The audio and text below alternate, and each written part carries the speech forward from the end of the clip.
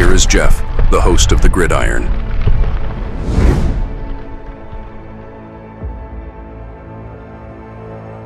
Fourth and goal to go with the 2. 34 seconds left to go in the ball game. This is the play right now. Takes the snap. Tarkenton goes in. Tarkenton all alone. And the quarterback keeps. Wow, what a call. Nobody touched him. And then finally, my favorite number 10 of all time. Obviously, I'm an old fart, right?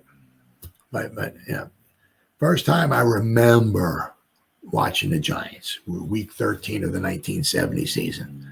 Giants had their white uniform on like Fran the Man does right there. They're playing in St. Louis because the Cardinals were in St. Louis then.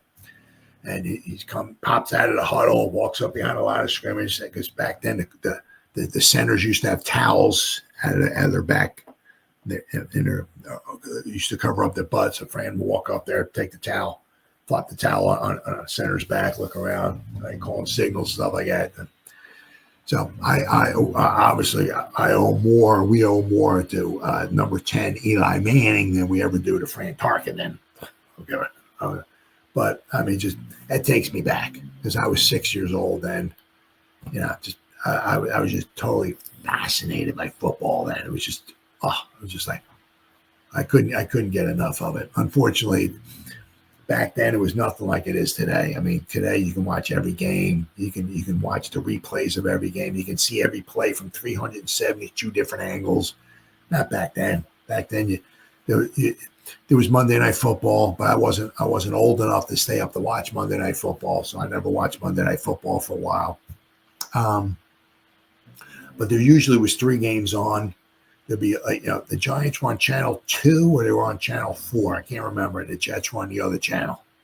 And then there was always like a 4:00 game. So there was always 3 games on. But that was it. But then back then it was only 26 teams. So there was only 13 games. Right now there's a lot of times there's 16 games. But obviously nowadays there's Thursday night, Sunday night, Monday night. There was just Monday Night Football back then, So I mean, basically I could watch maybe 2 or 3 games at the most back then. But I said, Fran the Man, he's always been my favorite number 10. Well, as I said, I owe more to Eli than you can ever mention. I mean, the 2 Super Bowls we got is but the thing was with Fran Tarkenton,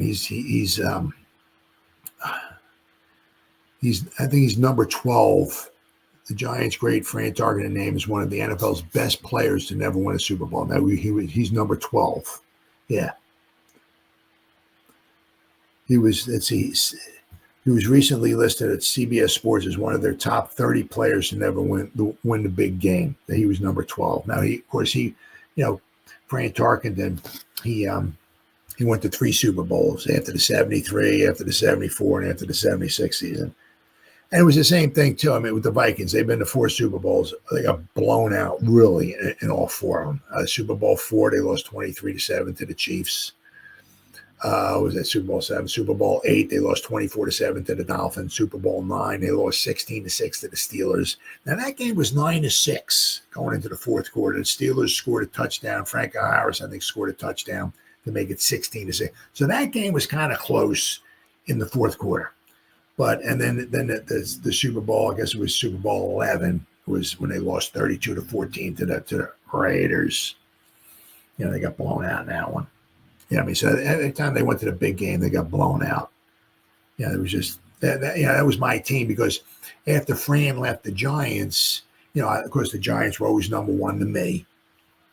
But because Fran Tarkenton went to the Vikings, and I love the defense, the Purple People Eaters, right? Marshall, Eller, Page, and they had Sutherland was there until like 71 or 2 or something like that. And then Larson was there until like 70, 71, 72. And then Sutherland was the other defensive tackle. He was there from like 73 or something till later, 77 or 78, somewhere around there. But pretty much, I mean, you had Page, Marshall, and Eller were there for like 10, 11 years straight.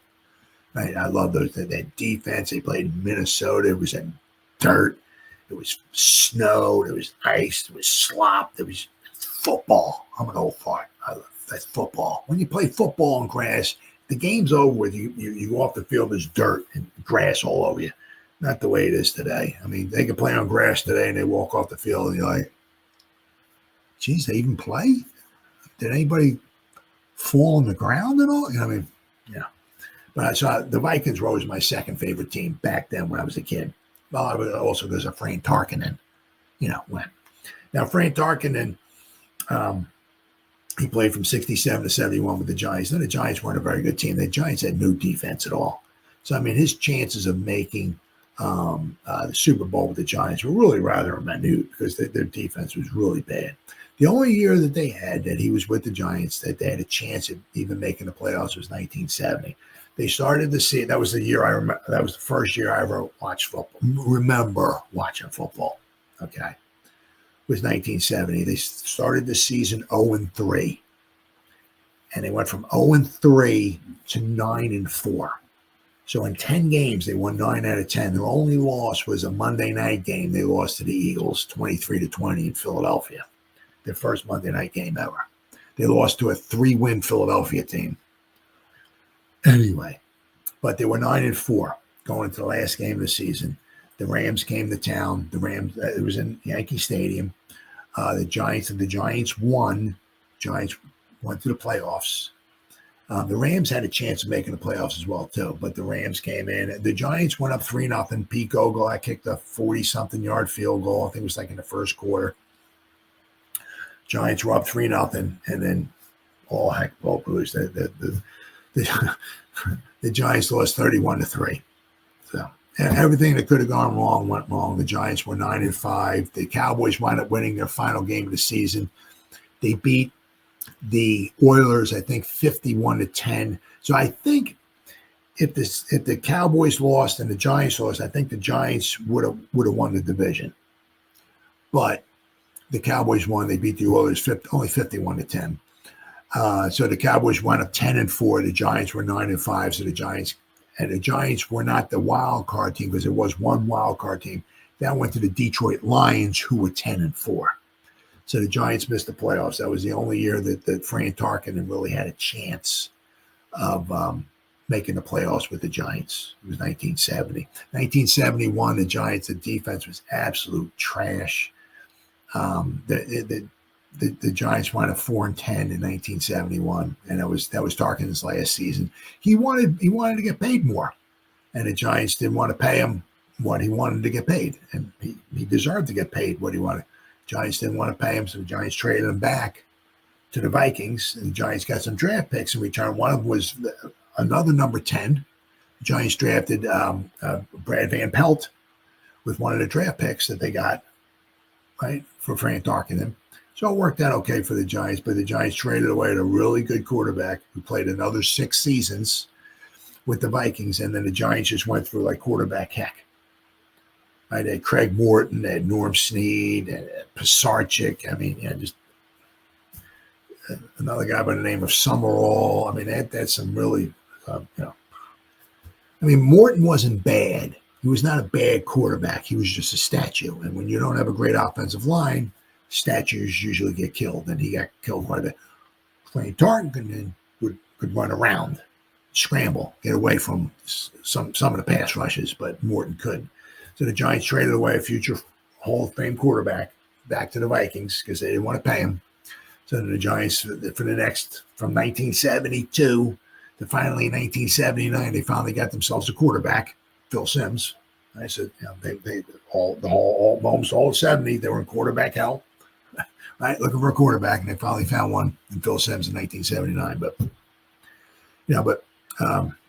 in this article, I said, he never won a Super Bowl, but as I said, the 5 years he was with the Giants, they said, had no defense. And one of the reasons why in 1970 they had such a good record, they played such a weak schedule. They beat the Boston Patriots. 1971, they became the New England Patriots, but they were Boston Patriots. I think Boston had 2 wins. They beat the Buffalo Bills. I think they had like 3 wins. They beat the Jets. I think had 4 wins because Joe Namath got injured. They lost to the New Orleans Saints. The Saints had 2 wins. One of the 2 wins was against the Giants. The Giants got screwed over big time in that game, but that's another story for another day. But so the Giants lost the first game of the season. Week 1 was a Saturday night game. They played at home against the Bears, so they opened up the season on a Saturday night at Yankee Stadium. The Bears had 6 wins, so they played the Eagles twice, and of course they lost one of the games to the Eagles. The Eagles only had 3 wins, so the Giants in 1970 had a really soft schedule, and they took advantage of it. As I said, that was the only year. But I said when he was with the Vikings, the 3 years he was with the Vikings, I mean, they had some really good teams. It just when they got to the big games, they just got overmatched. They were overpowered. Their defensive front was very good, but when it came to against, sometimes they just went up against really good offensive lines on the other team. Like after the '74 season, they played the Steelers. Right? That was the Steelers' first ever Super Bowl. Franco Harris ran for over 130 yards, I think it was.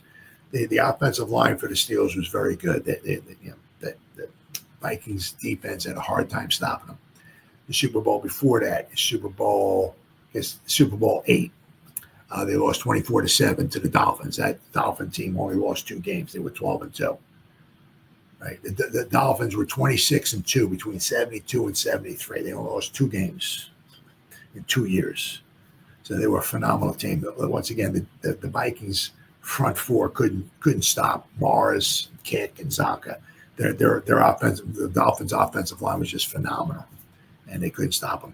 Then they got to Super Bowl 11 after the '76 season. They played the Raiders, lost 32-14. They couldn't stop them either. The Raiders ran the ball like crazy.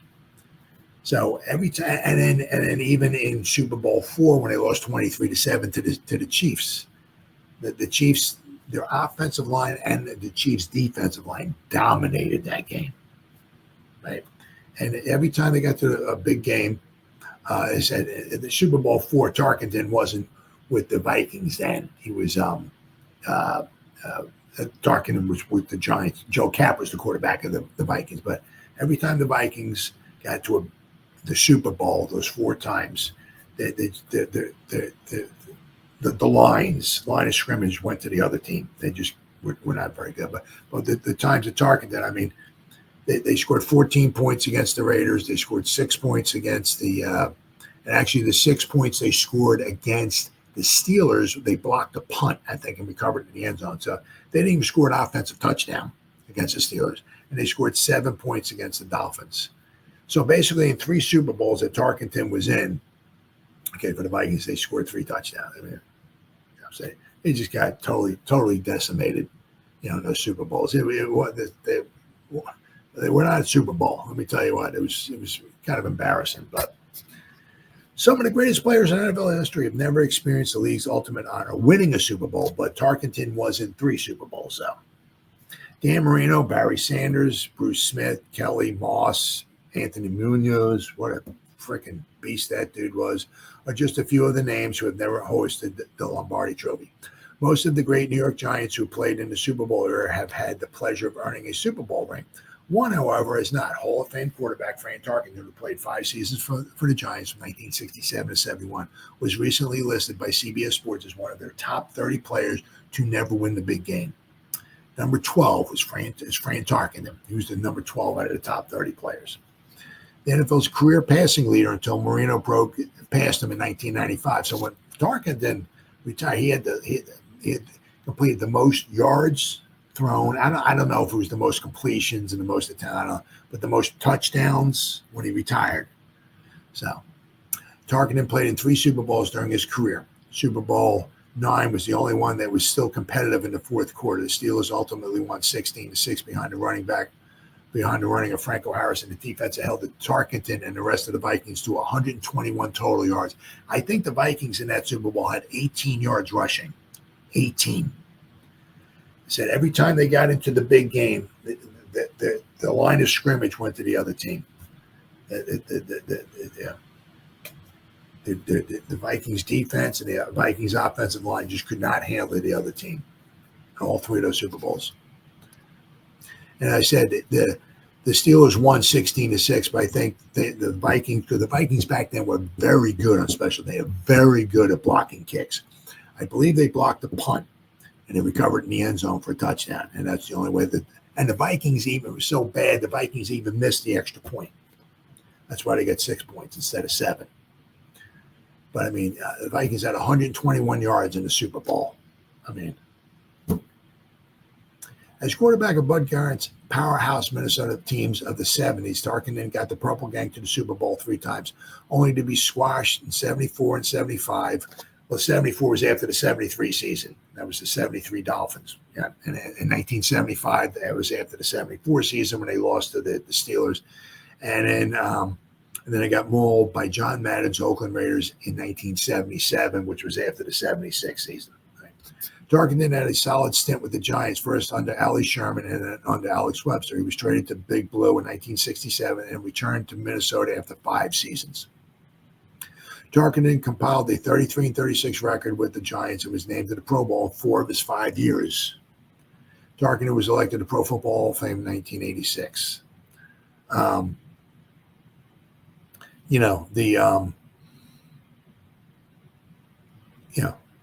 He was named to the Pro Bowl in 4 of his 5 years.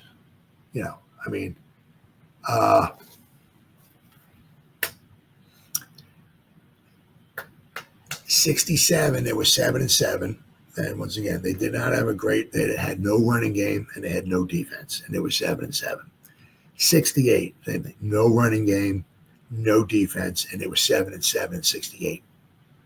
69, they were 6-8. Once again, no running game, no defense, and they were 6-8.